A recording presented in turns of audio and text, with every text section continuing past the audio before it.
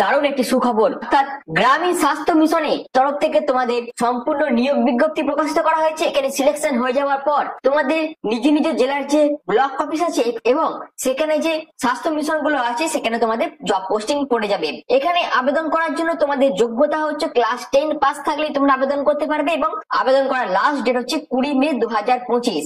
এখানে সম্পূর্ণ সরাসরি ইন্টারভিউর উপর ভিত্তি করে তোমাদের সিলেকশন প্রসেস কমপ্লিট করা হবে। তো এই ভিডিওর মাধ্যমে এই যে নিয়োগ বিজ্ঞপ্তির যাবতীয় যা গুরুত্বপূর্ণ ইনফরমেশন আছে সবকিছু তোমাদের কাছে বিস্তারিত ভাবে তুলে ধরবো এবং তোমরা কিভাবে আবেদন করবে সেই অ্যাপ্লাই এর প্রসেসও আমি তোমাদের এই ভিডিওর মাধ্যমে দেখাবো। তো তোমরা পুরো ভিডিওটি প্রথম থেকে শেষ পর্যন্ত কমপ্লিট দেখো, পুরো কমপ্লিট ইনফরমেশন তোমরা কিন্তু এই ভিডিওর মাধ্যমে পেয়ে যাবে। আর এরকমই বিভিন্ন ধরনের জব আপডেটের পাশাপাশি বিভিন্ন ধরনের ইনফরমেটিভ ভিডিও পাওয়ার জন্য তোমরা চ্যানেলটিকে সাবস্ক্রাইব করে পাশে থাকা বেল আইকনটি অবশ্যই অল করে রেখে দিও। তো চলো বিস্তারিত তথ্য নিয়ে একদম অফিসিয়াল নোটিফিকেশন নিয়ে ফর্ম ফিল আপ নিয়ে আমি মূল ভিডিওতে চলে যাচ্ছি। তো আমি পিডিএফটা ওপেন করে নিয়েছি, তোমরা দেখতেই পাচ্ছ এখানে তোমাদের কি বলা হচ্ছে দেখো।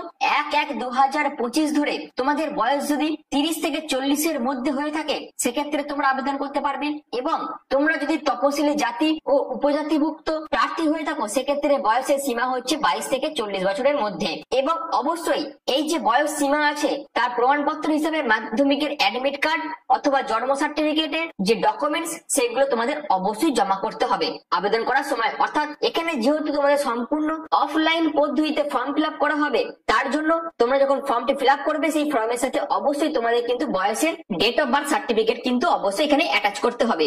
এরপর দেখো আরো কি বলা হচ্ছে, প্রার্থীকে মাধ্যমিক বা সমতুল্য পরীক্ষায় অবতীর্ণ হতে হবে। অর্থাৎ আবেদন করার জন্য তোমাদের মিনিমাম যোগ্যতা হচ্ছে মাধ্যমিক। অর্থাৎ তোমরা যদি শুধুমাত্র মাধ্যমিক পাস করে থাকো সেক্ষেত্রে তোমরা প্রত্যেকেই আবেদন করতে পারবে। কিন্তু আরো কি বলেছে দেখো, উচ্চতর শিক্ষাগত যোগ্যতায় প্রার্থীরাও আবেদনকারী হিসেবে বিবেচিত হবেন।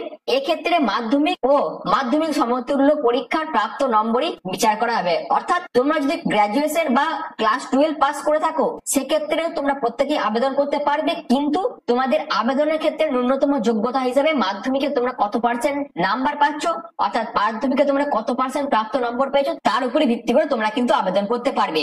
আরো বলা হয়েছে তোমাদের কাছে যদি ক্লাস 12 বা উচ্চতর কোনো শিক্ষাগত যোগ্যতা থেকে থাকে সেক্ষেত্রে প্রার্থীদের উচ্চশিক্ষার জন্য কিন্তু কোন রকম বাড়তি মূল্যায়ন দেওয়া হবে না। অর্থাৎ কোন রকম এক্সট্রা কোন অগ্রাধিকার তোমরা কিন্তু পাবে না তোমাদের যদি হায়ার এডুকেশন কোয়ালিফিকেশন থেকে থাকে তার জন্য। এবং আরো বলা হচ্ছে দেখো, গ্রেড 1 এবং গ্রেড 2 স্বনির্ভর গোষ্ঠীর সদস্যরা প্রশিক্ষণপ্রাপ্ত দায় এবং লিঙ্ক ওয়ার্কারগণ সংশ্লিষ্ট সরকারি বিভাগের শংসাপত্র দাখিল করলে তোমরা কিন্তু অগ্রাধিকার ভিত্তিতে বিবেচনার যোগ্য হয়ে যাবে। এছাড়াও আরো কি বলা হচ্ছে দেখো, নির্দিষ্ট এলাকার তপশিলি জাতি ও উপজাতি জনসংখ্যা যদি 2011 জনসংখ্যার অর্থাৎ জনগণনার তথ্য সাপেক্ষে 50% ঊর্ধ্বে হয় সেক্ষেত্রে এলাকাটি তপশিলি জাতি ও উপজাতির ক্ষেত্রে অগ্রাধিকারের জন্য গণ্য করা হবে এবং উপরিক্ত সমস্ত যোগ্যতা সহ অন্যান্য প্রমাণপত্র কিন্তু সেক্ষেত্রে জমা দিতে হবে। অর্থাৎ এখানে যে সমস্ত জায়গাগুলো উল্লেখ করে দেওয়া আছে সেই সমস্ত জায়গার সাধারণ প্রার্থীরাও কিন্তু আবেদন করতে পারবে। আবেদনের সাথে সাথে তোমাদের অবশ্যই যে সমস্ত শংসাপত্র গুলো আছে অর্থাৎ সমস্ত ডকুমেন্টস এর সেলফ অ্যাটেস্টেড কপি তোমাদের কিন্তু জমা করতে হবে, জন্ম তারিখের ডকুমেন্টস এবং মাধ্যমিক বা সমতুল্য পরীক্ষার অ্যাডমিট কার্ড তোমরা কিন্তু as a date of birth proof হিসেবে জমা করতে পারবে। এবং আবেদন করার জন্য তোমাদের অবশ্যই কিন্তু ভোটার কার্ডের ডকুমেন্টস এর প্রয়োজন হবে। এবং যারা তপশিলি জাতি বা তপশিলি উপজাতিভুক্ত প্রার্থী আছো তাদের ক্ষেত্রে কিন্তু তোমাদের যে জাতিগত প্রমাণপত্র তার ডকুমেন্টস লাগবে। এবং আবেদন করার জন্য অবশ্যই মাধ্যমিক বা মাধ্যমিকের সমতুল্য পরীক্ষার মার্কশিটের অর্থাৎ রেজাল্টের প্রয়োজন আছে। গ্রেড 1 এবং গ্রেড 2 স্বনির্ভর গোষ্ঠী সদস্যের জন্য প্রশিক্ষণ প্রাপ্ত দায়ের লিঙ্ক ওয়ার্কারের প্রমাণপত্রের প্রয়োজন আছে অর্থাৎ ডকুমেন্টস এর প্রয়োজন আছে। এছাড়াও প্রার্থীর স্বাক্ষর সহ 2 কপি কালার পাসপোর্ট সাইজ ফটোগ্রাফের প্রয়োজন আছে এবং সে সমস্ত ফটোগ্রাফ অবশ্যই তোমাদের সেলফ অ্যাটেস্টেড খামের মধ্যে কিন্তু অবশ্যই জমা করতে হবে। অর্থাৎ তোমরা যখন আবেদন পত্রটি ফিল আপ করবে সেই ফিল আপ করে তোমাদের সেই আবেদন পত্রটির সাথে সাথে সেলফ অ্যাটেস্টেড ডকুমেন্টস কিন্তু এই ফর্মের সাথে অ্যাটাচ করে একটি খামের মধ্যে পড়তে হবে এবং তার উপরে তোমরা কোন পোস্টে আবেদন করছো সেটা তোমাদের অবশ্যই লিখে দিতে হবে। এছাড়াও এখানে কি বলছে দেখো, আবেদনকারীর নাম সহ ডাকযোগে সম্পূর্ণ নিজ ঠিকানা উল্লেখ তোমাদের করতে হবে সেই খামের উপরে এবং 22 টাকার ডাক টিকিট সহ সেলফ অ্যাটেস্টেড এনভেলপ অর্থাৎ এনভেলপ খামের মধ্যে পড়ে সেটাকে সেলফ অ্যাটেস্টেড করে তোমাদের প্রমাণপত্র গুলোর সঙ্গে অর্থাৎ যে ডকুমেন্টস গুলো তোমরা অ্যাটাচ করবে সেইগুলোর সাথে তোমাদের ফর্মটি ফিল আপ করে কিন্তু জমা দিতে হবে। অর্থাৎ বাই পোস্ট তোমরা কিন্তু এখানে আবেদন পত্রটি জমা করতে পারবে। এরপর দেখো আরো কি বলা হচ্ছে, তোমরা যদি আবেদনের টাইম কোন রকম যদি কিছু ভুল তথ্য দিয়ে আবেদন করে থাকো বা তোমরা যদি কোনো ডকুমেন্টস অর্থাৎ যে সমস্ত ডকুমেন্টস গুলো এখানে চাওয়া হয়েছে সেই সমস্ত ডকুমেন্টস তোমরা যদি আবেদনের টাইম অর্থাৎ ফর্মের সাথে অ্যাটাচ না করে থাকো সেক্ষেত্রে তোমাদের কিন্তু ইন্টারভিউর জন্য ডাকা হবে না। এখানে কিন্তু কোন রকম রিটেন টেস্ট টেস্ট হবে না, সম্পূর্ণ ইন্টারভিউ উপর ভিত্তি করে তোমাদের কিন্তু নিয়োগ করা হবে। যেটা বলে দিয়ে আছে, উপরিক্ত শর্ত পূরণকারী প্রার্থীদের অর্থাৎ যারা যারা সঠিক তথ্য মেনটেন করে আবেদন করবে তাদেরকে কিন্তু শুধুমাত্র ইন্টারভিউর জন্য কল লেটার পাঠানো হবে। এবং সেই ইন্টারভিউর জন্য কল লেটারের জন্য যে তারিখ অর্থাৎ কবে তোমাদের ইন্টারভিউ নেওয়া হবে, সময় ও স্থান কিন্তু তোমাদের অবশ্যই বাই পোস্ট প্রতিটি প্রার্থীদের জানানো হবে। এই হচ্ছে পুরো বিষয়টা। এছাড়াও তোমরা যদি কিছু ইনকমপ্লিট বা কিছু ভুল করে থাকো আবেদনের টাইম অর্থাৎ ফর্মের মধ্যে যদি তোমাদের কিছু ভুল থেকে থাকে এবং তোমাদের ফর্ম যদি ইনকমপ্লিট হয়ে তোমরা জমা করে থাকো, সেক্ষেত্রে তোমাদের ফর্ম কিন্তু সম্পূর্ণভাবে রিজেক্ট করে দেওয়া হবে। এবার আসে তোমরা কিভাবে আবেদন পত্রটি ফিল আপ করবে। অবশ্যই তোমাদের এখানে রিসেন্ট যে পাসপোর্ট সাইজ ফটোগ্রাফ আছে সেটা সেলফ অ্যাটাচড করে এখানে কিন্তু অ্যাটাচ করতে হবে।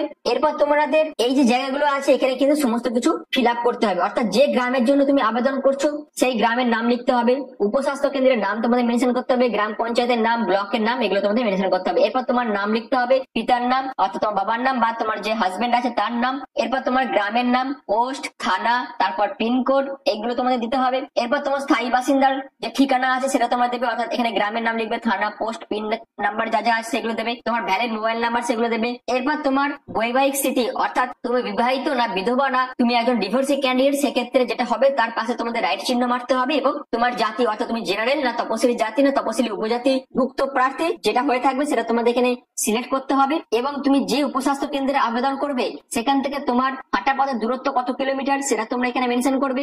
এবার এপিক কার্ড নম্বর, পার্ট নম্বর, সিরিয়াল নম্বর তোমরা এখানে মেনশন করবে। একই রকম ভাবে ration card number, SC ST certificate প্রযোজ্য হলে তার নাম্বারটা তোমরা এখানে লিখবে। মাধ্যমিকের অ্যাডমিট কার্ড অনুযায়ী তোমাদের জন্ম মাস কত, বছর কত এবং তারিখ কত সেটা তোমরা দেবে। তোমরা মাধ্যমিক পরীক্ষা কবে দিয়েছিলে সেটা দেবে। মাধ্যমিকে কত পার্সেন্ট নাম্বার পেয়েছিলে অর্থাৎ মোট কত নাম্বার তোমাদের ছিল মাধ্যমিকের 700-র মধ্যে সেটা তোমরা এখানে মেনশন করে দেবে। এরপর দেখো কি কি ডকুমেন্টস তোমাদের লাগছে। অবশ্যই তোমাদের আমি এই ব্যাপারটা আগে ক্লিয়ার করে দিয়েছি, যেখানে তোমাদের মাধ্যমিকের অ্যাডমিট কার্ড বা ডিওবি সার্টিফিকেট অর্থাৎ ডেট অফ বার্থ সার্টিফিকেটের প্রয়োজন হবে, স্থায়ী বাসিন্দা সার্টিফিকেটের প্রয়োজন হবে অর্থাৎ তুমি যেখানে আবেদন করবে সেখানকার স্থায়ী বাসিন্দার সার্টিফিকেটের প্রয়োজন হবে এবং প্রমাণস্বরূপ ভোটার কার্ড, রেশন কার্ডের মধ্যে যে কোনো একটি কার্ডও তোমরা কিন্তু স্থায়ী বাসিন্দার প্রমাণ হিসাবে তোমরা কিন্তু জমা করতে পারো। এবার যারা যারা তপশিলি জাতি ও উপজাতিভুক্ত প্রার্থী আছে তাদের ক্ষেত্রে তোমাদের যে জাতিগত প্রমাণপত্র আছে অর্থাৎ যে সার্টিফিকেট গুলো আছে সেগুলো তোমরা দেবে। মাধ্যমিক বা সমতুল্য পরীক্ষার মার্কশিটের প্রয়োজন হবে। যারা যারা গ্রেড 1 এবং গ্রেড 2 স্বনির্ভর গোষ্ঠীর প্রার্থী আছো তাদের ক্ষেত্রে তাদের যে প্রশিক্ষণ প্রাপ্ত যে সার্টিফিকেট সেটা তোমরা দেবে। এরপর প্রতিটি প্রার্থীকে 2 copy passport size photograph self attached করে কিন্তু খামের মধ্যে জমা করতে হবে এবং খামের উপর 22 টাকার একটি ডাক টিকিট অ্যাটাচ করে নিজেদের নাম ও ডাকযোগের ঠিকানা লিখে যে ঠিকানা বলে দিয়েছেন সেই ঠিকানা তোমাদের কিন্তু পাঠিয়ে দিতে হবে। এছাড়াও বর্তমানে বৈবাহিক স্থিতি সম্পর্কে সাদা কাগজে তোমাদের স্বলিখিত হলফনামাও কিন্তু জমা করতে হবে। এরপরে তোমাদের এখানে সিগনেচার করতে হবে। তারপরে তোমাদের পুরো ফর্মটা এইভাবে ফিল আপ করে একটি এনভেলপ খামের মধ্যে পুরে তার সাথে যে সমস্ত ডকুমেন্টস গুলো চাওয়া হয়েছে সেগুলো সেলফ অ্যাটাচড করে তোমাদের জমা করতে হবে এবং যে ঠিকানায় বলে দিয়েছে সেই ঠিকানায় তোমাদের কিন্তু পাঠিয়ে দিতে হবে। এই হচ্ছে তোমরা কিভাবে আবেদন যে পত্র অর্থাৎ যে ফর্মটি আছে সেটা তোমরা কিভাবে ফিল আপ করবে সেটা আমি বলে দিলাম। এরপর চলো আরো যে সমস্ত তথ্যগুলো আছে সেগুলো তোমাদের কাছে বিস্তারিতভাবে আলোচনা করে দিচ্ছি। এবার দেখো আবেদন পত্রটি অর্থাৎ ফর্মটি ফিল আপ করার পর তোমরা কিভাবে জমা করবে না। আবেদন পত্রটি ফিল আপ করার পর প্রার্থীর নাম, ঠিকানা, পদ ও স্থান উল্লেখিত মুখবন্ধ খামে রেজিস্টার্ড পোস্ট দ্বারা তোমাদের কিন্তু জমা করতে হবে। অর্থাৎ পুরো ফর্মটি ফিল আপ করে রেজিস্টার্ড পোস্টের মাধ্যমে বিডিও অফিসে জমা করতে হবে, যেটা হচ্ছে বোলপুর শান্তিনিকেতন সমষ্টি উন্নয়ন আধিকারিকের করণ বোলপুর বীরভূম, পিন নাম্বার দিয়ে দেওয়া আছে এখানে তোমরা জমা করতে হবে। তারপর নানুর সমষ্টি উন্নয়ন আধিকারিকের করণ নানুর বীরভূম পিনকোড বলে দিয়েছে এখানে তোমরা জমা করতে পারো। লাভপুর সমষ্টি উন্নয়ন আধিকারিক লাভপুর বীরভূম পিনকোড এখানে বলে দিয়েছে। ইলামবাজার সমষ্টি উন্নয়ন আধিকারিকের করণ ইলামবাজার বীরভূম পিনকোড বলে দিয়েছে এবং আবেদন পত্র জমা করার শেষ তারিখ হচ্ছে 20/5/2025 এবং এখানে কিন্তু সম্পূর্ণ ইন্টারভিউ উপর ভিত্তি করে তোমাদের কিন্তু সিলেকশন করা হবে। এরপর আছে তোমাদের ব্লক ওয়াইজ কোথায় কত ভ্যাকেন্সি আছে সেটা তোমরা দেখে নাও। যেমন দেখো তোমরা দেখতে পাচ্ছ ইলামবাজার এখানে তোমাদের কত কি ভ্যাকেন্সি আছে সেটা তোমরা দেখতে পাচ্ছ। তারপর নানুরে, তারপরে লাভপুরে সহ বিভিন্ন জায়গায় কত কি ভ্যাকেন্সি আছে সেটা তোমরা দেখতে পাচ্ছ এবং বোলপুর শান্তিনিকেতনে কত কি ভ্যাকেন্সি আছে সেটাও দেখতে পাচ্ছ। মোট 32খানা মতো শূন্যপদ কিন্তু রয়েছে। তো এই যে নিয়োগ বিজ্ঞপ্তি এটা government of West Bengal office of sub divisional officer Bolpur বীরভূমের তরফ থেকে প্রকাশিত করা হয়েছে। 17/4/2025 তোমাদের এই নোটিফিকেশন প্রকাশিত করা হয়েছে। এখানে তোমাদের রাজ্য মিশন অধিকর্তা জাতীয় গ্রামীণ স্বাস্থ্য মিশনের তরফ থেকে কিন্তু এই নিয়োগ বিজ্ঞপ্তি প্রকাশিত করা হয়েছে, যেখানে শুধুমাত্র বীরভূম জেলা বোলপুর মহকুমা অন্তর্গত বিভিন্ন ব্লকের উপস্বাস্থ্য কেন্দ্র কেন্দ্রে এবং সুস্বাস্থ্য কেন্দ্রের যে গ্রামগুলো আছে সেখানে আশা কর্মী অর্থাৎ আশা নিযুক্তর উদ্দেশ্যে কিন্তু এই নিয়োগ বিজ্ঞপ্তি প্রকাশিত করা হয়েছে। এখানে শুধুমাত্র এখানে যে গ্রামগুলো বলে দিয়েছে এই গ্রামের অন্তর্গত যে সমস্ত মহিলা বসবাসকারী প্রার্থী আছো তারাই শুধুমাত্র আবেদন করতে পারবে। তো আশা করি পুরো বিষয়টা তোমাদের কাছে ক্লিয়ার করতে পেরেছি। আর এই যে পুরো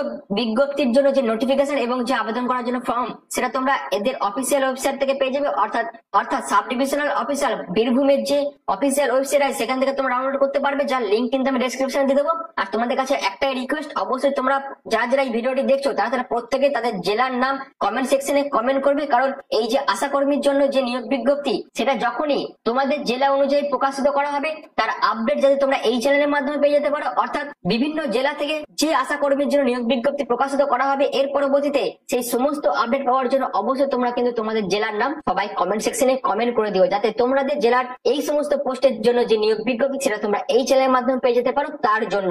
তো এই ভিডিওর মাধ্যমে এই যে নিয়োগ বিজ্ঞপ্তি প্রকাশিত করা হয়েছিল তার বিস্তারিত আপডেট আমি তোমাদের কাছে বিস্তারিতভাবে আলোচনা করে দিলাম। আশা করি তোমাদের কাছে পুরো বিষয়টা ক্লিয়ার হয়ে গেছে। যদি তোমাদের কাছে ভিডিওটি ভালো লেগে থাকে, যদি তোমাদের কাছে ভিডিওটি ইনফরমেটিভ মনে হয়, তাহলে এইরকমই বিভিন্ন ধরনের জবের ইনফরমেশন পাওয়ার জন্য তোমরা চ্যানেলটিকে সাবস্ক্রাইব করে পাশে থাকা বেল আইকনটি অবশ্যই অল করে দিও। তো ভিডিওটি এখনের মতন এইটুকুই। পুরো ভিডিওটি প্রথম থেকে শেষ পর্যন্ত দেখার জন্য তোমাদের অসংখ্য ধন্যবাদ।